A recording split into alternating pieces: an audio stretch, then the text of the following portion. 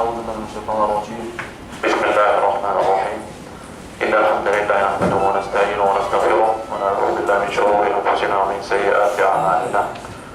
من يهده الله فلا مضل له ومن يضلل فلا هادي له وأشهد أن لا إله إلا الله وحده لا شريك له وأشهد أن محمدا عبده ورسوله. أما بعد. السلام عليكم ورحمة الله وبركاته. Dragi naši hađe i hađenice, nešto ćemo inšallah malo pričati o mjestu u kojem se nalazimo. Mimo ostalo. Naime, vi ste došli u mjesto Allahovog harama. Allahovog harama. Mjesto na kojem su gazile stope Allahovih najodabranijih stvorenja, Allahovih poslanika i njegovih miljenika, čak dotle da će i dalje gaziti, ali ne u svojstvu poslanika. Često čujemo da je Muhammed sallallahu alejhi ve selleme boravio ovdje, međutim zaboravljamo ono i prije šta je bilo, jer Meka nije Allah subhanahu wa ta'ala učinio haremom samim Muhammedom sallallahu alejhi ve sellem ili u njegovom vremenu. Međutim, i prije toga, kao što kaže poslanik sallallahu alejhi ve sellem u vjerodostojnom hadisu, Ja'ala Allahu azza wa jalla Mekkete haraman yawma khalaqa as-samawati wal ard. Allah subhanahu wa ta'ala je Meku odabrao da bude harem na ovom dunjaluku još onda kada je stvorio nebesa i zemlju. Evvelu ma khalaqa Allahu al-qalam. Allah subhanahu wa ta'ala najprije stvorio kalem. Pa mu rekao piši. Pa je kalem upitao šta ću pisat? Pa je Allah subhanahu wa ta'ala rekao piši ma huwa ka'inun ila yawmil qiyamah. Piši ono što je i ono što će biti do sudnjega dana. Do sudnjega dana. U drugoj predaji Allah subhanahu wa ta'ala nas obavještava kao to što Muhammed sallallahu alejhi ve sellem navodi da je na 50.000 godina prije stvaranja nebesa i zemlja ovo se desilo. A samim stvaranjem zemlje Allah subhanahu wa ta'ala je odredio da ovo mjesto na kojem se mi danas nalazimo harem. Šta to znači harem? Šta to znači harem? To znači da Allah subhanahu wa ta'ala od svih prostora na dunjaluku izabrao specifično da ovo mjesto bude najbolje i najsvetije mjesto. Znači mjesto na kome se obavljaju najveće stvari. Mi se nalazimo u jednoj od najboljih, tačnije najbolja trećina mjeseca, najboljih 10 dana. Prenosi se od dosta učenjaka da su rekli da su oni veličali oni veličali 3/3 od mjeseca. Prva je zadnja trećina Ramazana, pogotovo njene noći. Zbog toga što je jednoj od tih noći objavljen Kur'an. Uputa za čitavo čovječanstvo. Druga od tih trećina jeste ova u kojem se mi nalazimo. 10 dana Zulhidžeta. I zbog toga Allah subhanahu wa ta'ala odredio da upravo u tom meusimu, u tom najboljem vremenu, da se na najodabranijem mjestu obavljaju obredi hadža. Pa Allah subhanahu wa ta'ala čak i u Kur'anu to spomene. Wa šahidin wa mešhud. Kaže Allah subhanahu wa ta'ala, tako bi onoga koji je šahid tu prisudan i mešhud onome čemu se prisustvuje. Pa je poslanik sallallahu alejhi ve sellem u hadisu kod Tirmizije objasnio o čemu se radi. Kaže, šahid jeste petak. Allah subhanahu wa ta'ala kad se kune se onim stvarima od njegovih stvorenja koji imaju veličinu kod njega, koje su bitne, važne. I zbog toga kaže, tako mi džume. To je muslimanski bajram u toku sedmice. O mešhud i tako mi dana Arefata. Pa se Allah subhanahu wa ta'ala kune danom Arefata. A kaže poslanik sallallahu alejhi ve sellem da je najveći dan kod Allaha subhanahu wa ta'ala dan koji slijedi nakon Arefata, a to je Bajram, Kurban Bajram. Pa kaže poslanik sallallahu alejhi ve sellem, kao što to stoji kod Enesa radijallahu anhu, kod Muslima i ostali, kaže قدم النبي صلى الله عليه وسلم المدينة وكان لهما يومان يلعبون فيهما. Poslanik sallallahu alejhi ve sellem je došao u Medinu i zatekao stanovnike Medine da imaju 2 dana u kojem su se igrali i veselili. Pa je upitao koji su to dani. I nakon njihovog odgovora rekao im je kad ebdelekum Allahu bihima ma huve khairum minhuma. Kaže Allah subhanahu wa ta'ala je ta 2 dana vama zamenio danima koji su bolji i vrijedniji od tih dana. A to je dan Ramazanskog Bajrama i dan Kurban Bajrama.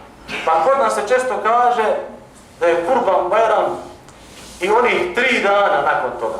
Zato nalazim uporište u osnovnom sunnetu poslanika sallallahu alejhi ve sellem u hadisu kod Ebu Dauda za koji poslanik sallallahu alejhi ve sellem u kome on rekao, kaže poslanik sallallahu alejhi ve sellem Jevmul Fitri, to jest znači dan Fitra ili Ramazanski Bajram, wa Idul Adha i Kurban Bajram, wa Ejamu Tešriq i 3 dana nakon Kurban Bajrama kažu iduna ehlel islam, su naš Bajram, o muslimani. Vohije ejamu eklin wa šurb, i to su dani kada se jede i kada se pije. Čak šta više, ove dane bi čak i Jevreji želili da imaju. Pa stoji kod Buharije da je došao jedan od Jevreja, kod Omer ibn Khattaba radijallahu anhu, i kaže ajetun fi kitabikum taqra'unaha. Kaže, u vašoj knjizi Kur'anu postoji ajet koji vi učite i čitate. Leu alejna mašere lehudi nezelet letehadna dhalike ljom ida. A kaže, tako nam Allah, da je u nas Jevreja onaj takav ajet, mi bi dan u kojem je on objavljen uzeli da bude Bajram. Pa kaže Jevrej, uči taj ajet, Omer ibn Khattabu kaže el jevme ekmeltu lekum dinekum o etmeltu alejkum ni'meti. Danas sam vašu vjeru potpunio i moju blagodat prema vama usavršio i zadovoljan sam, to jest ja Allah, kaže Allah subhanahu wa ta'ala Kur'anu, da vam Islam bude vjera. Pa kaže Omer ibn Khattab radijallahu anhu, tako nam Allaha, kod nas je to 3 Bajrama. Kaže, kako? Kaže, objavljen je poslaniku sallallahu alejhi ve sellem na danu koji je Bajram za nas. Na danu Arefata. Na danu Arefata, u godini posljednjeg poslanikovog i jedinog hadža, a sutra dan je odmah Bajram. Znači, u tom smo zemanskom vaktu, u ovom mekanskom haremu. I zbog toga se dobro trebamo zapitati kakav je naš boravak u Meki. Jer imamo odgovornost. Allah subhanahu wa ta'ala kad govori u ovom mjestu pa kaže وَمَنْ يُرِدْ فِيهِ بِإِلْحَادٍ بِظُلْمٍ. Onaj koji u njemu, to je harem, zaželi da učini kakav ilhad, a ilhad se može prevesti kao skretanje. Bilo kakvu stran puticu, bio zulmin, još sa zulmom, nudhiku min adabin elim. Takvog ćemo iskušati sa bolnom patnjom i kaznom. Pa kaže Abdullah ibn Mes'ud radijallahu anhu, kada govori o ovom ajetu, kaže svaki grad i svako područje na dunjaluku, kada čovjek poželi da nešto učini od šera, to mu neće biti gledano. Siva Mekkete, osim u Mekki. I zbog toga kaže Ibn Qayyim al-Džawziyje, kaže Allah subhanahu wa ta'ala ljudima koji su u Mekki može ih nagraditi, normalno, koji svako drugo mjesto, ali i kazniti čak za misli koje eventualno imaju. I zbog toga kaže onaj Alija radijallahu anhu, četvrti pravedni halifa, poslanikov zemlje, jedan od naših najomiljenijih ashaba, od Ehlul Bejta. Kaže Ali radijallahu anhu, često su ga pitali šta to u vas ima? Ima koje kakve neke knjige, bilo čega što mi ne znamo. Pa je u predaji kod muslima on otkrio tu tajnu. Kaže, ne, tako nam Allaha, u nas je Kur'an. I ono što čuvam u koricama ove moje sablje. Pa kaže, izvadio je listić, a u njemu napisano El Medinatu haramun ma bejna ajrin wa thaurin wa ma bejna rabetejha. Kaže, Medina je harem. I zbog toga kaže Muhammed sallallahu alejhi ve sellem, Gospodaru moj, tražim od tebe da mi Medinu učiniš haremom kao što si Ibrahimu alejhi selam učinio Meku haremom. I zbog toga poslanik sallallahu alejhi ve sellem, tako mi Allaha, nikada ne bi živio ni u drugom gradu da ga njegov narod nije isterao.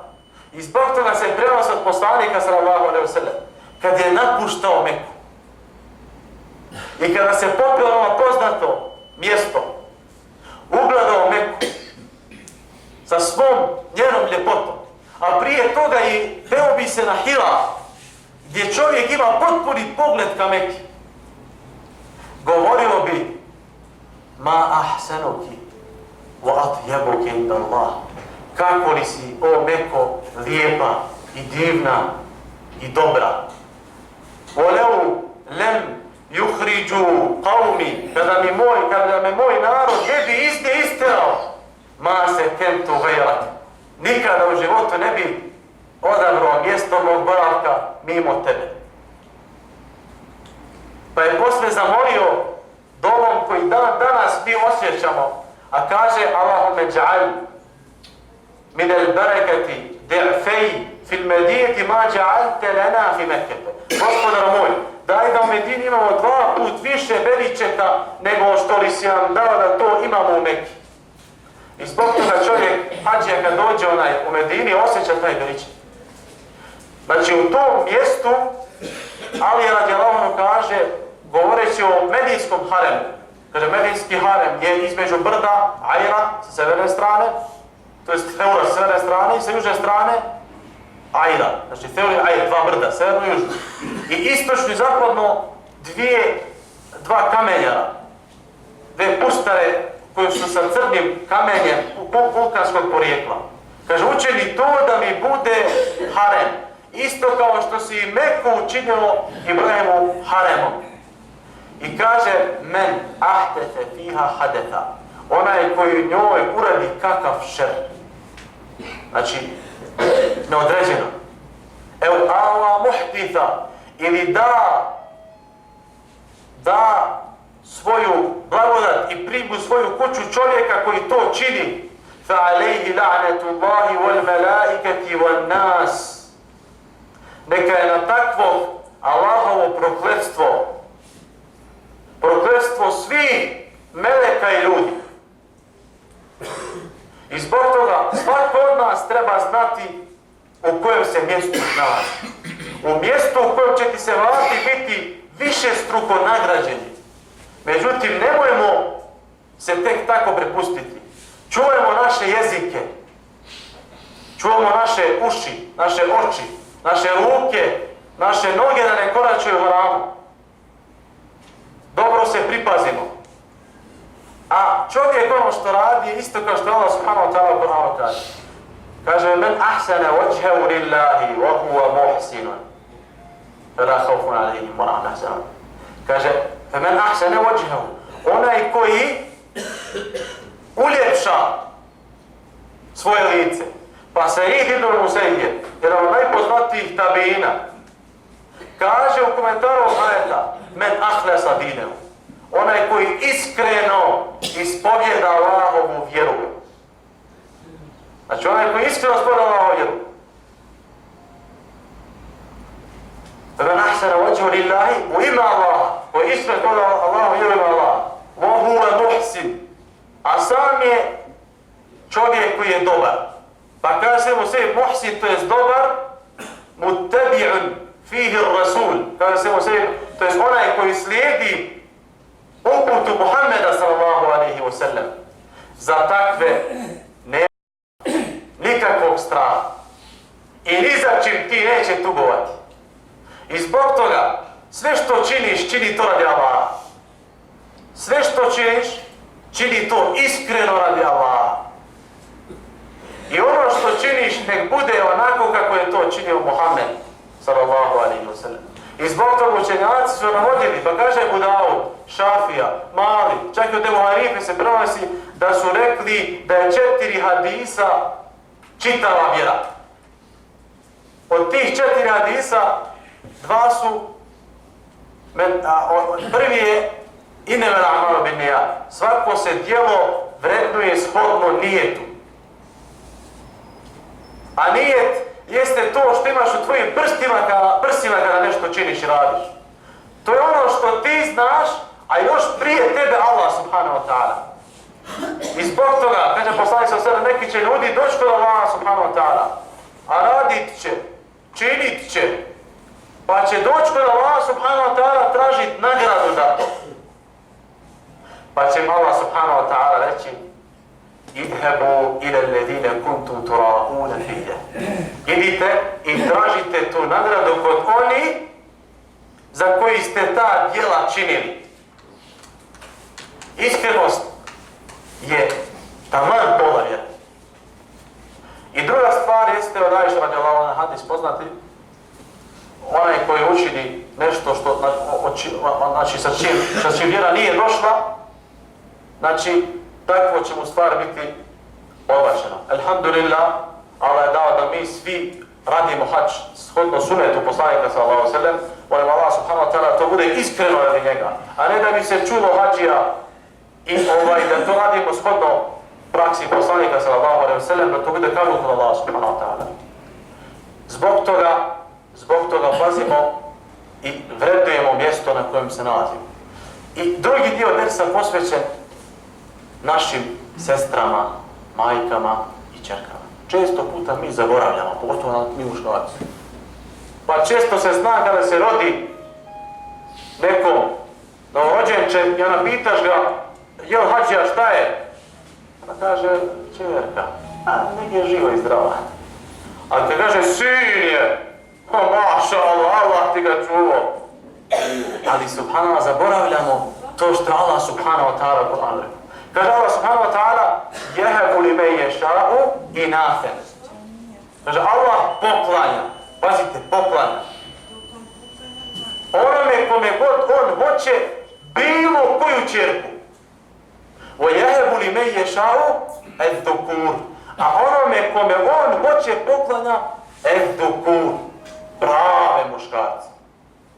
Pa kaže Ibn Qayyim al-Džuzije, Allah subhanahu wa ta'ala u ovom ajetu daje prednost u spominjanju najprije ćerkama, pa tek onda muškoj djeci.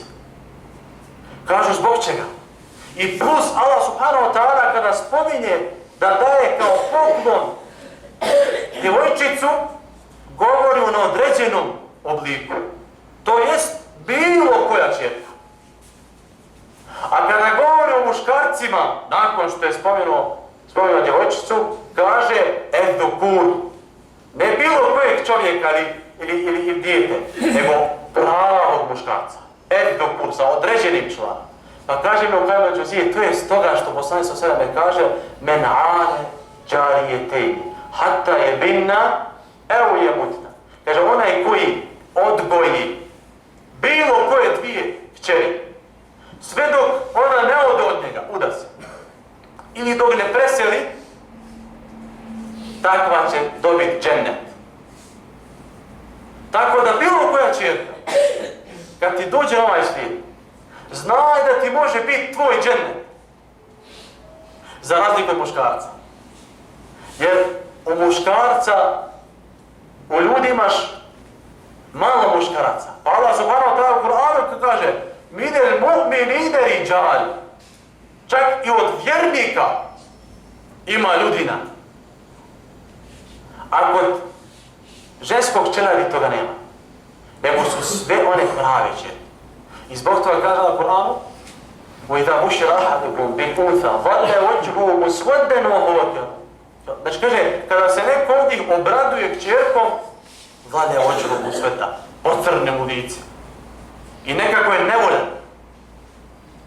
يَتَوَارَى مِنَ الْقَوْمِ مِمَّا بُشِّرَ بِهِ. Sakriva se od ljudi zbog onoga sa čim je obradovan. A poslanik je rekao to što je rekao. S druge strane, majka, subhanallah, često puta zaboravljamo. Majka, poslanik sallallahu alejhi ve selleme kaže, došao ashab poslanik sallallahu alejhi ve selleme, kaže mu, eju amelin ehabbu ila Allah. Koje je to djelo najvoljenije kod Allaha? Najvoljenije kod Allaha. I kaže poslanik sallallahu alejhi ve selleme, es-salatu waqtiha, namaz u njegovom pravom vremenu. U birrul walidaini, i dobročinstvo prema roditeljima. A kakvo dobročinstvo? Drugi ashab pita poslanika sallallahu alejhi ve sellem, kaže, men ahaqqu an-nasi bi husni sahabati. Ko je najpreći da vam budem najbolji prijatelj? Kaže, tvoja majka. Pa će ovaj prijatelj, čovjek ponovo. A potom tvoja majka. Dobro, a potom tvoja majka. A potom tvoj babo. I zbog toga došao čovjek do poslanika sallallahu alejhi ve sellem, traži izud da ide da se bori na Allahovom putu. I kaže poslanik sallallahu alejhi ve sellem, kaže, jel živi roditelji? Kaže, jeste majka mi je živa. Kaže, ilzimha fa'thammata al-jannatu tahta qadamiha. Čuvaj majku, jer doista je džennet ispod njene noge. Nego kaže, hadis o poslanik sallallahu alejhi ve sellem kaže da je majka od dženevskih vrata slabiji, međutim ovaj hadis je vjerodostojan. Čak i ovaj drugi hadis, uz ovaj hadis je vjerodostojan. Čak poslanik sallallahu alejhi ve sellem kaže, čovjek pita koje je najvoljenije djelo, to je najvoljenije. Koje je najuzvišenije djelo? Kaže poslanik sallallahu alejhi ve sellem, birrul walidain. Druga stvar, ako čovjek hoće znati od Allaha subhanahu wa ta'ala, da li on srdi na njega,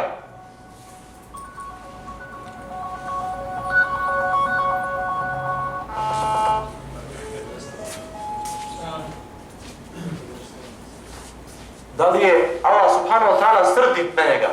Često puta kaže čovjek klanja, hoću sam na hadž, udjelujem. Ali opet ne znam da li je Allah subhanahu wa ta'ala zadovoljan sa mnom. Ili da li je ljutit na mene. Kako ćeš to znati? Poslanik sallallahu alejhi ve sellem nam je dao formulu toga znanja. Pa kaže, rida rab fi sekhatil walid. Kaže, zadovoljstvo Allah subhanahu wa ta'ala je zadovoljstvo njegovog roditelja. Otiđi majci i kaži, jesi ti zadovoljna sa mnom? Ako je ona zadovoljna s tobom, Allah subhanahu wa ta'ala je zadovoljan s tobom. O sehatu rob fi sehati dvani. A sržba Allah subhanahu wa ta'ala je sržba tvoje majke. Zamislite to. Kako su ashabi i one najbolje generacije, kako su ono povodili sa svojim majkama. Spominje se da je Mis'ar. Onda kada mu je majka već bila u poznim godinama, zatražila mu je vode. I kaže čovjek trčećim korakom uzima vodu. Dolazi i zatiče svoju majku kako se uspavala. I kaže šta ću? I kaže stao je pored kreveta sa onom čivijom vode. I kaže ako odem pa se ona probudi, šta će Allah subhanahu wa ta'ala reći za mene? Kaže, ostaću tu kod nje. Kaže, kad je tek osvanula nakon čitave noći, on stoji onako, drži se vode. Ali radijallahu anhu od Ehlul Bejta, Zainul Abidin, Ali ibn Husein ibn Ali ibn Abi Talib. Spominje se što spominje za njega.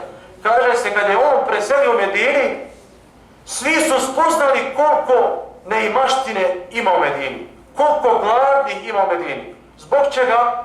Kaže se onaj kad ga je gasulio čovjek, vidio mu je ramena crna.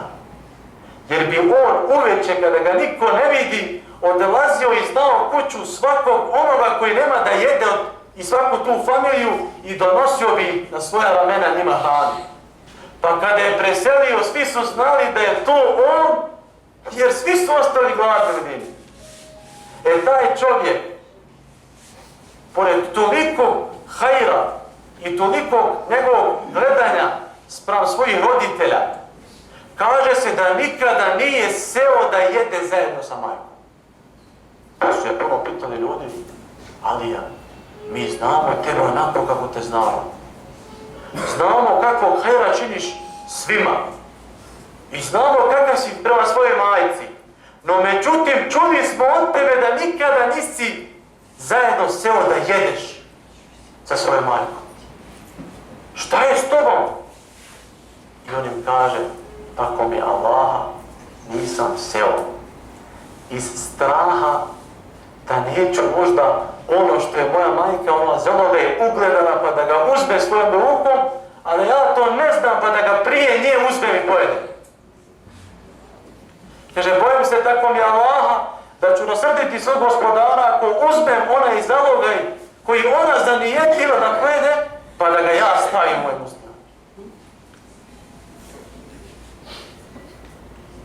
I neko će reći, dobro, prava roditelja, prava majke. Ali preselili su roditelji, nema roditelja. Šta ću sad?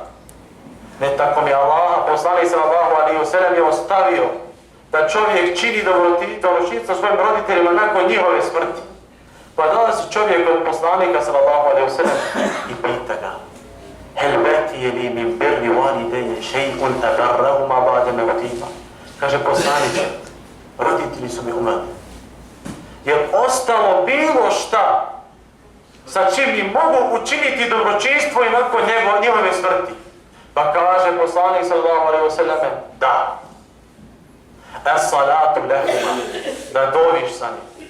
Wal istighfaru lahuma, da tražiš oprost za njihove grijehe. Wa infadu ahdihima, da eventualne njihove oporuke izvršiš. Kaže o siletu rahamihima, da čuvaš rodbinske veze s kojim nikada ne bi bio vezan da nije njih. Da nije njih. O ikramu sadiqihima, i da činiš dobročinstvo njihovim prijateljima. Pa se spomenje da Abdullah ibn Umar, radijallahu anhu, sin najpoznatijeg, sin drugog pravednog halife, Omer ibn Khattaba, radijallahu anhu. Pa kaže se za njega kad je bio na hađ, ovog sad koji mi. Ali tada nije bilo klime, tada nije bilo udobnih auta, autobusa, aviona. No si na kamilu mora doći 470 km ili više od toga, tada je autoputa, tada je sigurno bilo 800 km, do Medine, bez ikakvih nekih sredstava koji će ti ugođaj činiti. Pa kaže se kad je došao ovdje u Meki i imao svoju kamilu, a u Kur'anu i u Sunnetu je došlo da je kamila među najvrednijim i najcenjenijim i najskupljim životinjama. I dan danas imate kamilu koja vrijedi na 100.000 eura. Dan danas. Znači, u naše vrijeme da imaš najboljeg Mercedesa nekog. I kaže, imao je turbana oko svoje glave. A oni su uzeli turbane da bi se štitili od jakog sunca. To jest, imaš S500 2013. Mercedes i najbolju dual zone klimu. I kaže se, video nekog čovjeka. Nazvao mu je Selak.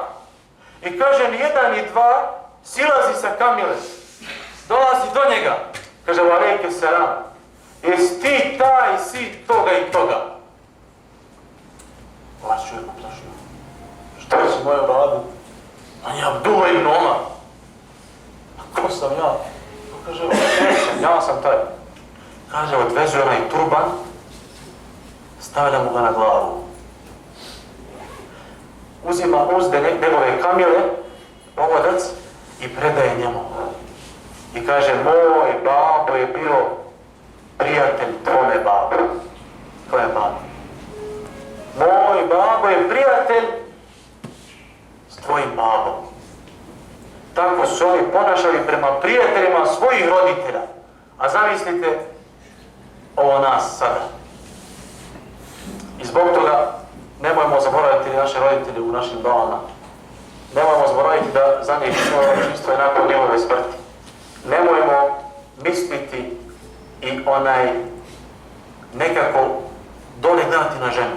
Subhanallah, ako gledamo islamu, žena je kraljica. Žena uživa sva prava u islamu prije 1400 godina. Prije par stoljeća u današnjoj Velikoj Britaniji, tom kraljevstvu, se u parlamentu raspravljalo oko toga da li žena ima svoju dušu.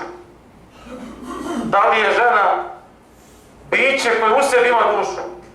To je čak bilo i crkveno pitanje. A u islamu prije 1400 godina je žena dobila sva svoja prava. Arapi su čak i u predislamskom periodu manje cijenili ženu.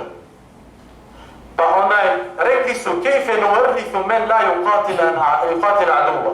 Kako ćemo dati u nasljedstvo onoj osobi koja se ne bori sa prijateljima? Wala yarkebu khayla, niti može jahati konja. Pa je došao islam i dao prava majci, kćerki, sestri. Svi oni nasljeđuju čovjeka. Pa ću kazat, dobro pa žensko čevelje nasljeđuje manje od muškog, duplo manje. Šta je sa tim? Pa zbog toga što žena je u islamu biser. Nju čuva ili njen staratelj babo, ako je babo predsjedi brat, amidža, dajđa, mora neko čuvati. Nikada za sebe ne mora priređivati. Moraju se uvijek ugođivati i davati. Ako se uda, to prelaze na njenog muža, na njenog supruga. Druga stvar, ona dobija mehr koji čovjek inače daje. Pa tako ako ja naslijedim moga babe 70% njegove imovine, a moja sestra 25%, mene ova moja žena može kazati, hoću svih tvojih 75%. Ja je moram dati ako je hoću. Ali moja sestra može kazati tom čovjeku, hoću samo 25%. Pa bude zajedno koji ja. Pa nakon toga i njemu muža, i njemu brata i tako dalje, i tako dalje. Tako da žena u islamu ima i uživa još od vajkada sva prava. Prvi šehid u islamu je žena. Prvi šehid u islamu je žena. Prvi mushaf koji je sakupljen čuvala je žena. Pola vjere je nama prenijela žena, Ajša radijallahu anha. Sve poslanikove žene su nama prenijele ono što je poslanik činio. I ako gledamo subhanallah kraljeve, prinčeve, bilo koje neke predsjednike i gledate njegovu biografiju na njegovom sajtu, on je te i te godine tog i tog datuma posjetio siročani. Pa nakon 10 godine on je tog i tog datuma otišao u udruženje žena da im da neke pare. A ova između šta je on to činio, ova ne mrzna. A kod poslanika sallallahu alejhi ve selleme mi znamo od momenta kada se rodio do momenta kada je preselio svaki moment njegovog života. Ništa nam nije skriveno. I sve u potpunosti do najsitnijih detalja znamo. I nikakve manjkavosti mu ne možemo naći u nijednom dijelu njegove biografije. To je razlika između poslanika Muhameda sallallahu alejhi ve sellem i svih ostalih koji se prave da su poput njega. Molim Allah subhanahu wa ta'ala da ukabuli naš hadž, molim Allah subhanahu wa ta'ala da primi sve naše ibadete od nas, molim Allah subhanahu wa ta'ala da se smiluje naših roditelja, gdje oni živi ili umrli, molim Allah subhanahu wa ta'ala da nas i uvede u džennet. Prvo hvala da se pogledali.